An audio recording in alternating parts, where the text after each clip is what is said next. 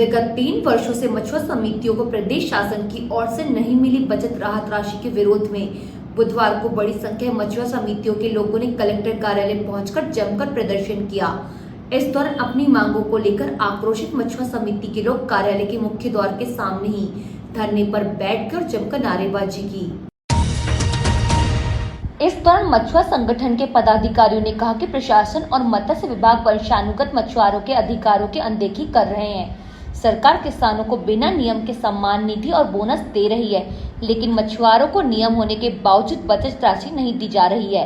प्रदर्शन के दौरान लालबर्रा क्षेत्रीय मछुआ समिति में अन्य जाति वर्गों के कब्जा होने का आरोप लगाते हुए कहा गया कि कुछ लोगों ने फर्जी जाति प्रमाण पत्र के आधार पर मछुआ समितियों पर कब्जा कर रखा है। जांच में इस धोखाधड़ी की पुष्टि होने के बाद भी कोई कार्रवाई अब तक जिला प्रशासन द्वारा नहीं की गई है। मछुआरों ने कई बार ज्ञापन सौंपा, लेकिन कोई सुनवाई नहीं हुई। 23/7/2025 को हमने एक सूचना लेटर दे दिया सभी को, विधायक, सांसद, कलेक्टर महोदय, एसपी महोदय, जितने भी मतलब हम लोग पूरे जिले से आते सभी थानाओं को हमने अवगत करा दिया। और मछली ऑफिस, डीआर ऑफिस, पिछले कई सालों से हमारा ये जो समाज बहुत दुखी है। पता नहीं हमारे साथ ऐसा एक भेदभाव की नीति क्यों की जा रही है। और सबसे अच्छी बात यह है कि आपको पता होगा लालबर्रा क्षेत्र में एक बिचौली लोग जो फर्जी जाति बनकर बाकायदा राजनीतिक में काम कर रहे हैं, ब्लॉक अध्यक्ष है, जिले कारखाने में बैठे हुए हैं और वो अपना अधिकार नहीं छोड़ रहे हैं। वो अपने आप को सिंगरोड़ बता रहे हैं, जबकि सिंगरोड़ जाति एक सामान्य जाति है। और जो मछुआ नीति 2008 में जो स्पष्ट लिखा है, ढीमर, केवट, कार, मल्ला, भोई, निषाद, रेखवार आदि ये वास्तविक वंशानुगत मछुआरे हैं, लेकिन सिंगरोड़ कहीं से कहीं तक नहीं है। लेकिन सिंगरोड़ ही वहाँ पे राज कर रहे, उसका भी एक पैटर्न फिर पिछले करीब 3 साल से चल रहा है। आप सबको पता है, मीडिया वालों को सबको पता है। मैं आपको पुनः बहुत बहुत धन्यवाद देना चाहता हूँ कि आप बार बार सारे विभागों को अवगत करा रहे, उसके बावजूद भी शासन प्रशासन एक कोडेली मार के बैठा है। पता नहीं इन लोगों पे किसका हाथ है, अब सब जानते हैं। ढीमर समाज संगठन के पदाधिकारी किशोर उइके ने 23 जनवरी के अलावा कई बार हम शासन प्रशासन को अपनी समस्याओं से अवगत कराया है, बावजूद हमारी मांगों को अनदेखा किया जा रहा है।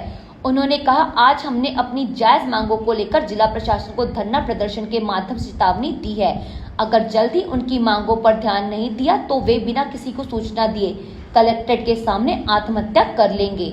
जैसे कि आप लोग लंबे समय से मांग कर रहे हैं, 2 साल से राशि नहीं मिली है, तो आज धरना प्रदर्शन कर रहे हैं। इसके बाद भी अगर मांग पूरी नहीं होती तो क्या आगे कदम? देखो, इसके पहले हम लोगों ने जो धरना प्रदर्शन और बैठक की उसमें बता चुके हैं कि अब आगे भविष्य में हम क्या करेंगे ये तो नहीं बताएंगे, लेकिन हमने बोला था यदि हमारा रोजगार या हमारे धंधों पर अगर कालाबाजारी बिचौलियापन होगा और सरकार ध्यान नहीं देगी तो हमने पहले भी कह चुका है कि यहाँ से बहुत से लोग आत्महत्या कर लेंगे। आज जो आप लोग धरने पे बैठे हैं, ये एक दिवसीय धरना आप लोगों का अनिश्चितकालीन धरने पे बैठेंगे? ये तो अभी फिलहाल हमारा ये टाइटल है, कहना चाहिए।